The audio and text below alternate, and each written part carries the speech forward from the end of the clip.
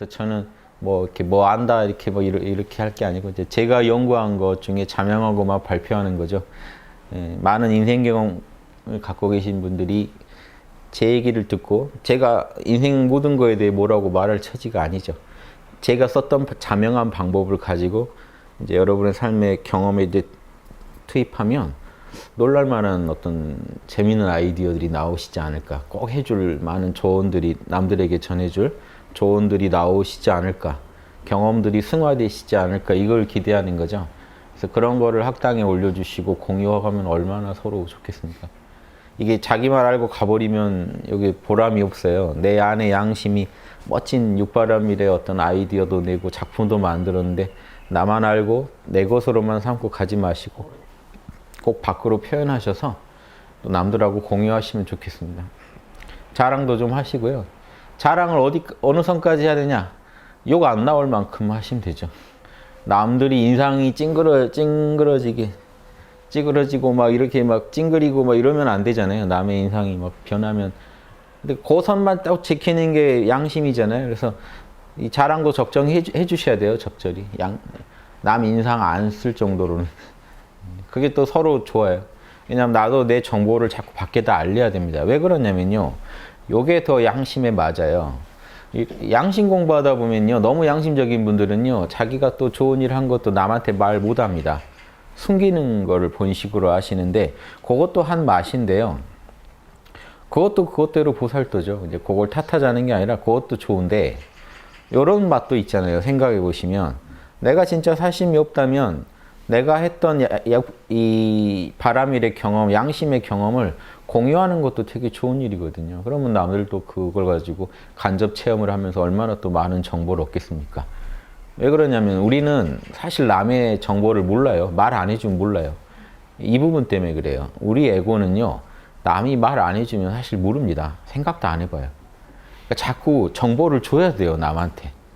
이 얘기도 하시겠죠. 그래서 보살은 이 중생들 사이에서 보살도 하는 거지 뭐 보살들끼리 모여서 보살도 하는 게 아니잖아요. 그래서 이 중생들 속에서 보살도 하려면 전제가 중생심을 정확히 알아야 되는데 이 중생심은요, 성인 안에 있는, 보살 안에 있는 중생심도 똑같을 겁니다. 말 안 하면 몰라요. 예수님도 말 안 하면 몰라요, 남의 마음. 그러니까 얘기 건넸다가 돌 맞고 그러죠. 덕담이라고 해줬더니 저쪽에서 화낼 수도 있는 거예요. 다 몰라요, 우리는 중생의 마음을. 말해줘야 알죠. 표현을 해줘야 알죠.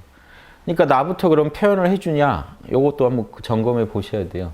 나는 과연 남들에게 내 상황에 대해 적절한 정보를 계속 제공하고 있는가?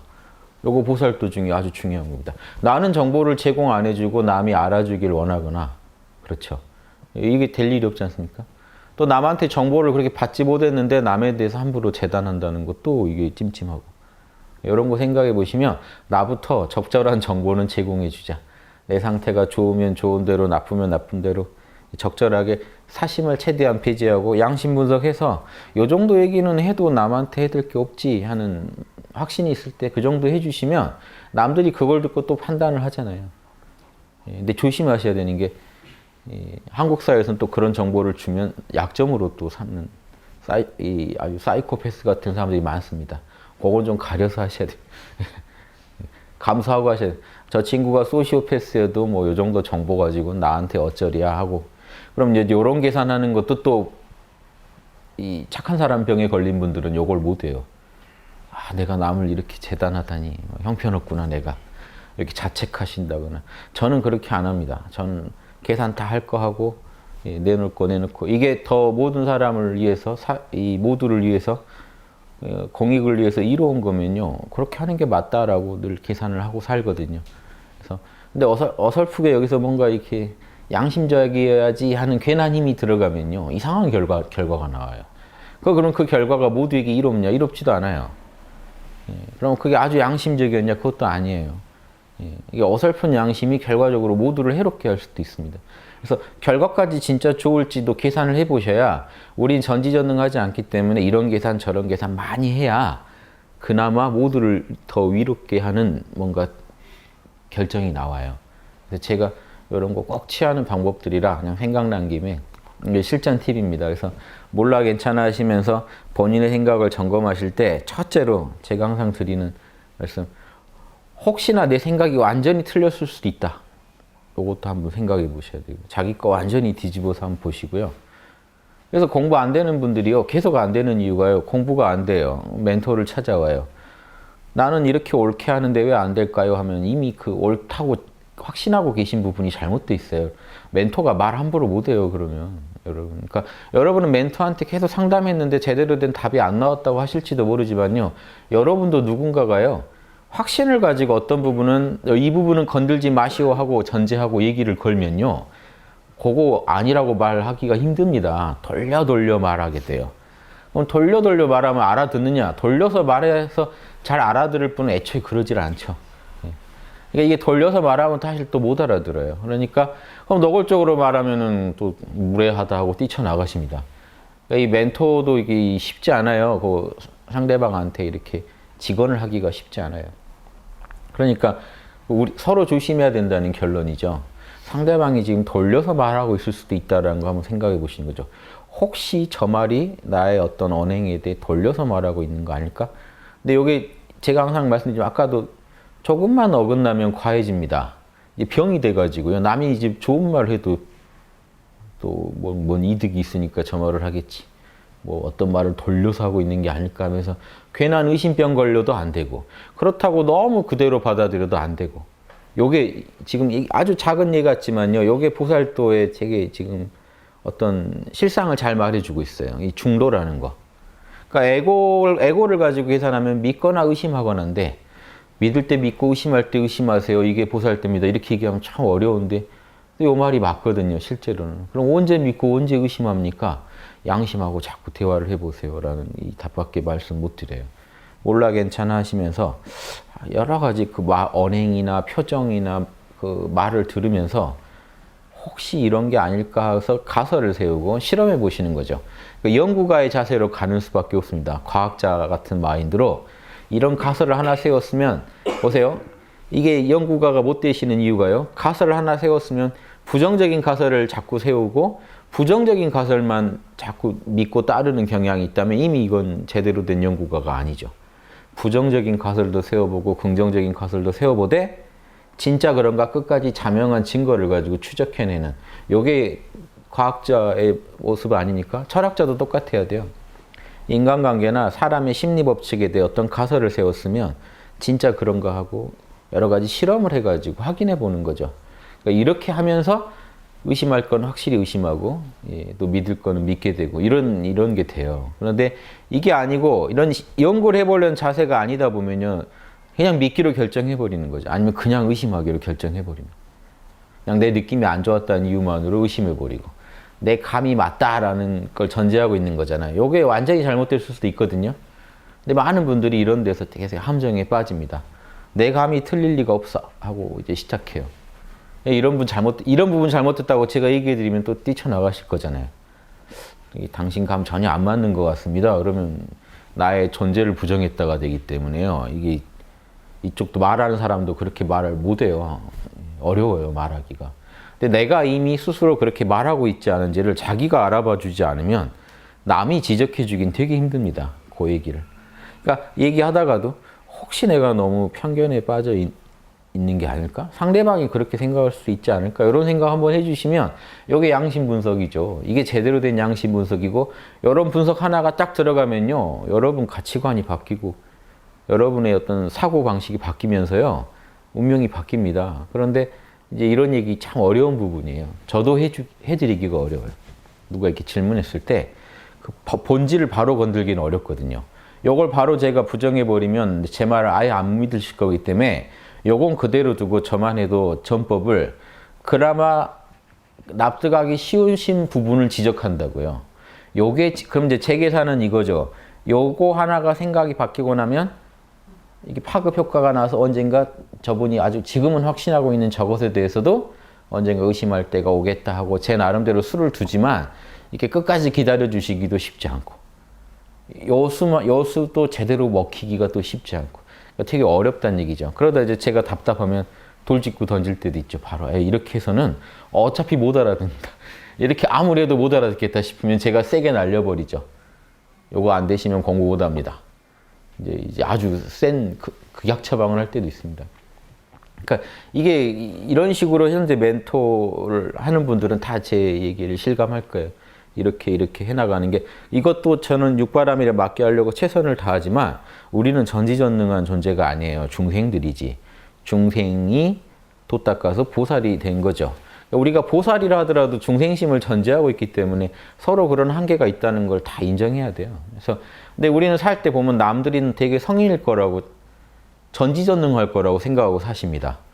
집에 들어와서 여러분이요, 눈빛만 딱 해도요, 가족들은 사실 그걸 읽어내야 돼요. 지금 못 읽어내면 섭섭하죠. 내가 이렇게 신호를 줬는데 가족들 중에 아무도 알아보는 사람이, 그냥 딱 누울 때도 좀 힘을 써서 누웠는데 잘 자 하고 가버리면 가족이 아주 짜증나죠. 뭔가 무슨 일이야 라고 물어봐 줘야 되는데 문을 쾅 닫았는데 아무도 가족이 반응 안 하고 밖에서 히덕거리고 있다. 내 나름대로 뭔가 표시를 하는데 상대방은 못 알아듣는다. 그러면 또 화나잖아요. 그러니까 이게 보살은요, 똑같은 중생이기 때문에 그런 마음이 없는 게 아니라 어차피 내가 문을 닫아봤자 못 알아듣는다라는 걸 알고 있는 게 보살인 거죠. 뭐 알아듣기 기가 막히게 한다는 게 아니라, 그러니까 조금이라도 더 알아들을 수 있게 신호를 보내려고 한다는 거죠, 보살은. 그래야 저쪽도 살고 나도 사니까요. 근데 중생들은요, 서로를 되게 무슨 신성한 존재인 줄 알고 막 던져요. 못 받아주면 이제 원망합니다. 눈빛을 보냈다, 나는 뭘 본 적이 없는데 어떻게 그런 걸 못 알아들을 수 있냐, 공부한 거 맞느냐, 이렇게 나올 수도 있다는 거죠, 극단적으로 말하면. 근데 우리가 이건 다 처할 수 있는 그겁니다. 우리가 보살돌 닦는다 그러면 남들이 보살이라면서 왜 이것도 몰라? 몰라요. 절대. 보살도 말 안 하면 몰라요. 그래서 제가 학당 운영할 때도 방침이, 학당이 육바람일 한다는데 이런 것도 못해 하고 얼마든지 지적하실 게 많아요. 실제로. 왜 그러냐면 여러분 양에 안 차요. 모든 중생의 마음에 찰 리가 없어요. 우리가 하는 일이. 우리가 그렇게까지 고려를 못하고 있기 때문에, 실제로는. 실제로 그렇게까지 고려를 못합니다. 왜냐하면 우리가 전지전능하지 않기 때문에. 우리 딴에 이 정도면 최선이다 해서 하는 거지. 그러면 여러분들 입장에서는요, 반응을 보여줘야 되죠. 그럼 뭔가 불만이 있으면 지적을 해주시면 돼요. 다만 그 지적 자체가 육바람일에 어긋난 지적이 들어오면요, 형식이 육바람일에 어긋나서 들어오면 내용이 좋아 보여도요, 우리가 일단 그 육바람일에 어긋난 말을 계속 어떻게 듣겠냐 하는 마음이 먼저 발동해 버리겠죠. 그럼 이 내용이 전달이 안 되잖아요. 그럼 이게 지금 다 육바람일 구현하는 법입니다, 현실에서. 저는 한다고 하겠지만, 학당은 한다고 하겠지만 여러분들이 꼭 반응을 보여주시는 게 좋아요.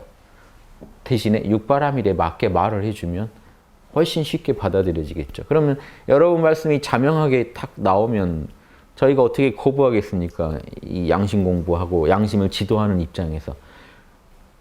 싫어도 받아들인 척이라도 해야 맞겠죠, 원래. 이러면서 이렇게 서로 진화해 가는 겁니다. 그래서 저는 항상 말씀을 해주시라는 거예요. 그래야 지금 정보가 부족해서 우리 딴의 육바람일을 아무리 분석해도 지금 정보로는 이 답밖에 안 나온다는 거예요. 그런데 여러분 한 분이 그렇게 되면 이런 일이 가능하다라고 정보를 하나 주시면 가능하겠고, 우리는 생각도 못한 일이에요, 실제로는. 여기 스태프들 다 모여도 생각도 못한 일을 여러분들은 알고 계시는 게 있다고요. 왜냐하면 남들이 모르는 마음이 있거든요. 우리 안에는 모두 다 조금씩. 뭐 많을 수도 있죠, 그게. 그래서 그거를 자꾸 남하고 공유해 버릇해야 보살도가 이제 서로가 서로를 이렇게 도와주는 방식으로 전개될 수가 있습니다. 안 그러면요, 안 돼요. 그래서 제가 항상 안타까운 게, 어디 무슨 미륵이 나왔다, 어디 교주가 나왔다, 가서 맹신을 합니다. 그럼 다 같이 죽는 방식이에요. 절대 거기서는 육바람일이 구현될 수가 없어요. 그 방식 자체가 잘못됐기 때문에. 서로 계속 조언을 해주면서 육바람일에 맞게 피드백을 해가자는 게 보살도지, 완벽한 답을 알고 있습니다, 나는 전지전능합니다, 이런 말 하면 100% 사입이죠. 그러니까 이걸 보셔야 돼요. 지금 학당이 뭔가 이상하네, 육바람일 어긋나게 하네. 여러분이 볼 때 그렇게 보일 부분이 있을 수 있다니까요. 왜냐하면 우리는 모르니까, 어느 분야에 대해서, 어느 부분에 정보가 없어서 그럴 수도 있어요. 그럴 때 여러분이 정보를 내놓으실 의무가 있죠. 지적을 할 의무가 있어요. 단 육바라밀에 맞게 해주셔야지 효과가 납니다. 단 그렇게 해주시고 지켜보실 필요가 있어요. 학당이 그걸 제대로 육바라밀에 맞게 처리하는지. 그때 우리가 이제 육바람 보살인지 아닌지는 그때 알 수 있어요. 즉 어떤 보살이 내 양에 안 찬다고 바로 보살 아닌 게 아니고 내가 그것에 대해서 건전한 비판을 했을 때 그 반응을 보면 알 수가 있습니다. 아, 몰랐다 하고 바로 받아들여서 육바라밀에 맞게 처리하는 거 보면 아, 보살도를 하는데 지금 정보가 부족했구나로 끝날 일이고요. 안 그러면 말을 했는데 뭔가 이렇게 왜곡시켜 버린다. 그러면 아, 이건 뭔가 육바라밀이 제대로 돌아가지 않는 사람이구나.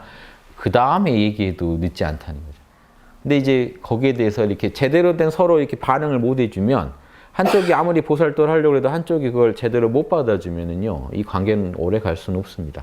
그래서 서로 노력하면서 계속 생활 속에서 보살도로 최선을 다할 때 관계가 유지되고 그 관계가 유지되면서 서로 엄청난 자리 이타의 어떤 이득을 얻습니다. 서로 공덕을 쌓게 됩니다. 도와주고 도움받고 도와주고 도움받고 하면서 서로 보살도를 하게 돼 있어요. 이게 복잡한 얘기 같지만 아무튼 이게 중생 사는 얘기입니다.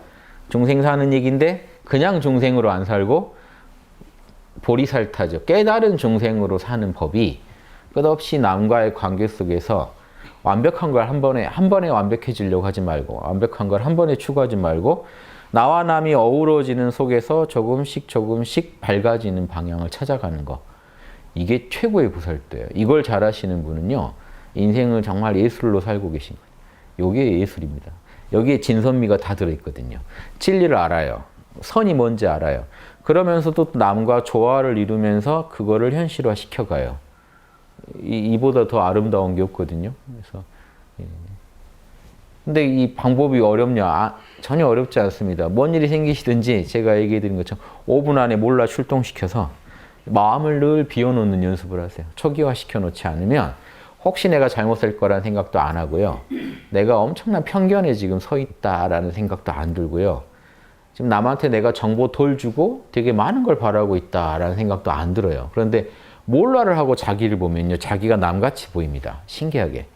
내 이름도 몰라 하셨죠. 내 이름도 몰라 하시고 나를 보면요. 내가 나를 되게 냉정하게 제3자 시각에서 볼 수 있게 돼요. 그 눈으로 보면 이게 다 보입니다. 그러니까 명상을 단순히 마음 비우려고 하시면 안 되는 거죠. 명상을 왜 하느냐? 마음 비우는 거 플러스 자신을 냉정하게 보고 자신을 육바라밀에 맞게 바로잡으려고 명상을 하시는 거예요. 냉정하게 보시면 다 보여요. 내가 되게 지독히 지금 상대방한테 고집을 부리고 있는 모습도 보이고요. 편견에 사로잡혀 있는 모습도 보이고 이런 게 다 보입니다. 그래서 이런 거에 대해서 조금이라도 반성이 일어나면은 그때 카르마가 바뀌는데 나만 바뀌느냐? 관계 속에 우린 존재이기 때문에 내 거 조금 바꾸면 남한테도 어떤 영향이 가겠죠. 긍정적인 영향이. 남의 것도 바꾸고 내 것도 바꾸고 이제 서로 엉켜 있어요. 그래서 우린 관계 속의 존재이기 때문에 나 혼자만의 공부를 한 건 애초에 없습니다.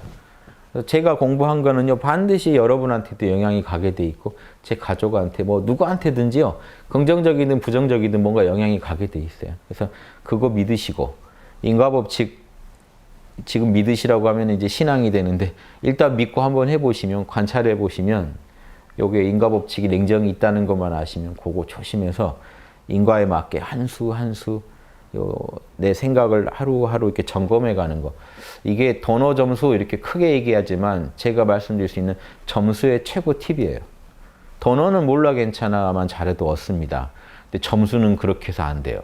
몰라 괜찮아가 반드시 양심적인 바람일과 연결될 때만 점수가 제대로 닦입니다.